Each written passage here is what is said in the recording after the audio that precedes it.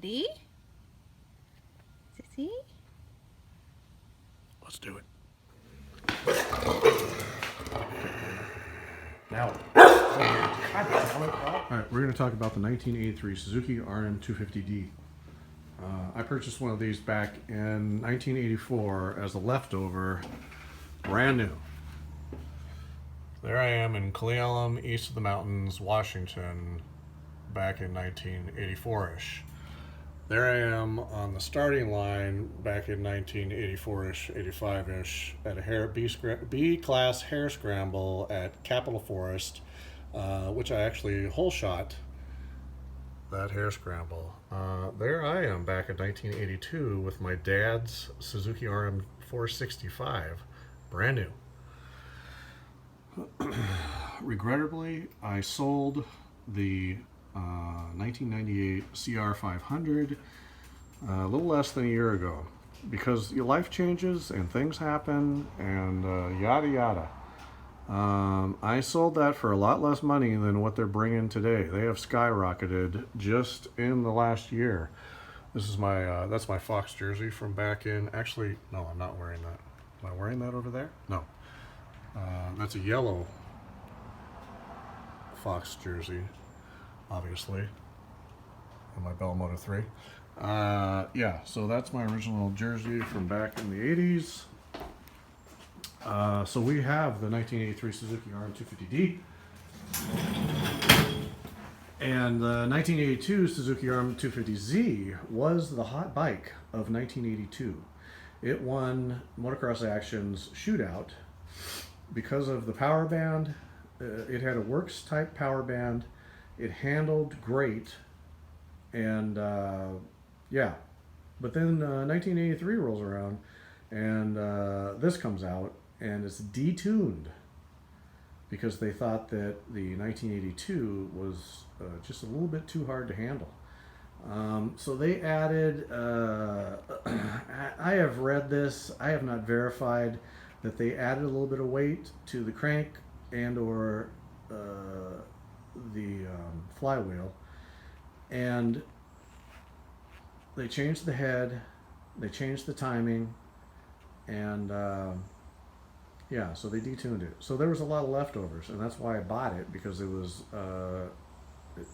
they were on sale. So you can turn your 1983 into a 1982 by changing the head, the timing, and the jetting. Not necessarily jetting, but you can make it run better with the jetting.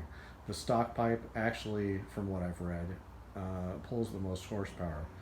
The 1983 actually is a little bit better as far as handling wise, because the forks are 43 millimeter. The 1982s were 38 millimeter. So the plastics, OEM is not available. Side panels, fenders are not available. You can get, I got the right radiator shroud, but I believe that is one of the last right radiator shrouds there was. The left one you can still get, the front number plate you can still get. You cannot get anything else. So I also was recommended vintage Suzuki as far as plastic is concerned, because the aftermarket plastic, it's funky. It has funky shapes. You got fenders pointing too far up or pointing too far down, etc., etc. The front fenders are wide. It just looks weird. So the vintage Suzuki stuff I'm very happy with. It took at least 4 months. The pipe I got off of eBay, and PFR comes with a silencer, aluminum silencer, which is not oval, and I wish it was oval, because the bike that I had DG pipe and oval DG silencer. The pipe took, man, that took a rock solid 5 months. Advertised, they said it was not going to take any less than 3 months. So that was a rock solid 5 months. So plastic was 4 months. The pipe was rock solid at least 5 months. So so yeah, we're gonna hop this up. We're gonna change the head. We're gonna change the timing.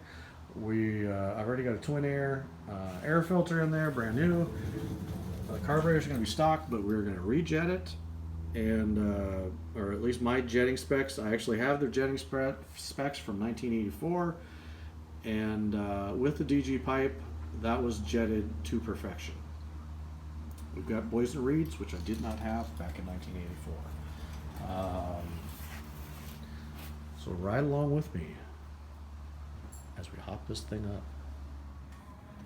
Okay, so you've taken the bolts off the top of the studs that hold the head down. You've left the spark plug in there, and then you've taken your rubber mallet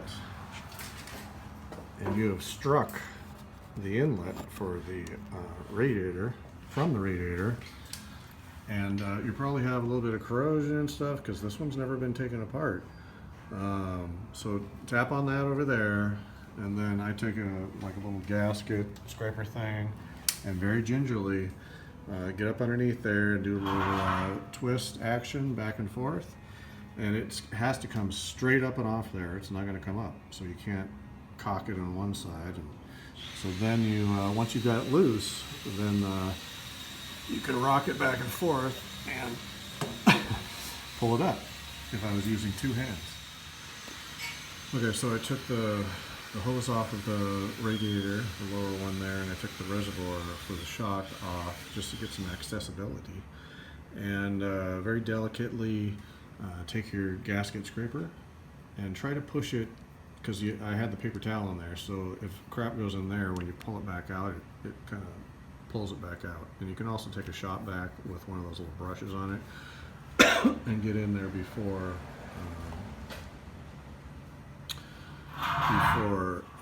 you pull the paper towel out. So just do your best to clean around there. You got a little wire wheel, or not wheel, but wire brush, like so. And you scrape and clean, and then you know, if it's just papery stuff, you can spray a little bit of adhesive remover, and that seems to, even carburetor cleaner, seems to kind of loosen it up, make it wet. And then it's easy to scrape off, and it's also not dry, and it kind of sticks on the surface, so you can wipe it off. And then final is rag and carburetor cleaner, and just go around, and that seems to take off a lot of the low stuff. And just try to get it as clean as possible. Take your time. Okay, so here is the 1982 head, and I purchased it, I purchased this thing about 6 or 8 months ago from a place called CMS. And CMS, I think it's in Australia. They have a lot of parts that you can't find anywhere else. So it was $110, and I just went onto the website, and it says it is not available anymore. So you may be out of luck, and these things are really hard to find. If you go onto eBay, there actually was one when I just Googled. I don't know if that actually is an old posting, but you can see the difference in the dome.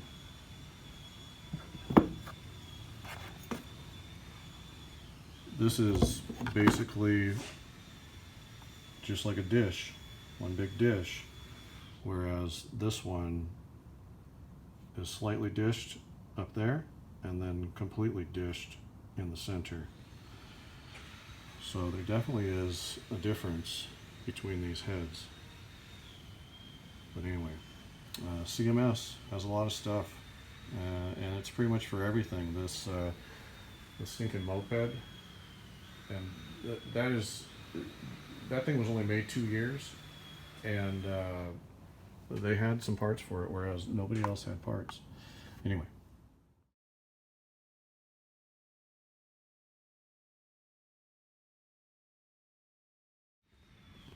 Moose Racing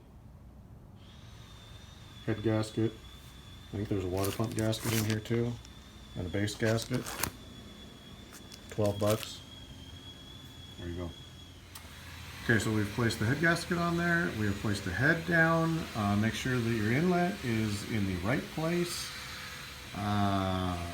The head bolt torque or head stud torque is, I could not find it on Google or any place else. I could find every other year down to 1987 and up to 2006, and they all range from 16 to 21 foot-pounds.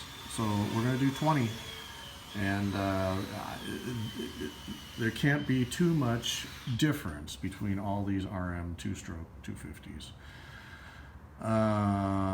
Yeah, so I put a little bit of oil on the threads, and then you want to do kind of a, so I don't tighten them necessarily, but I just cinch them down and do kind of a cross pattern across from each other when cinching them and when torquing them.